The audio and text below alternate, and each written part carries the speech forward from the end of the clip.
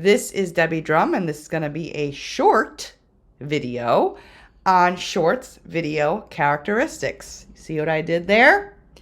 This is all you need to create a video short, okay? Not very complicated. Number one, it's got to be short, under 60 seconds. This is why this is so amazing, because there's not a lot of work to be put into something that could be very powerful for your business. You should make it quick to the point, no rambling, no side stories.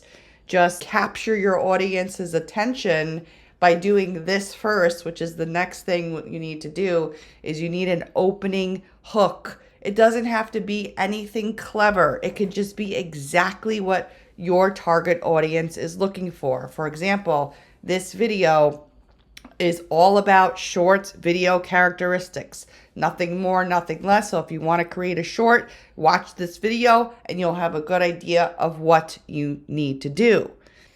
One of the tactics that works very well is to do the 3 things strategy. Like 3 things you need to know about creating your first shorts video. 3 suggestions to do this or that. So teach your lesson in 3s, and people will know what to expect. They will know when it starts, they will know when it finishes, and most importantly, they will know the most important 3 things to do with whatever they're seeking help with. And then finally, I recommend highly that you create your short video with a vertical canvas size. So this is as if you are holding your phone portrait or vertical as opposed to wide or landscape. Okay, so the dimensions of that size videos, which will come in later when we talk about the video creation, is 1080 by 1920 pixels, or 11.25 inches by 20 inches.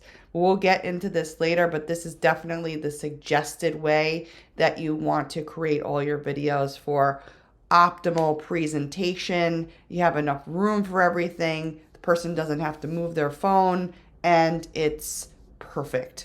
So these are the characteristics of video shorts. So now that you know what they need to consist of, let's go ahead and start creating one.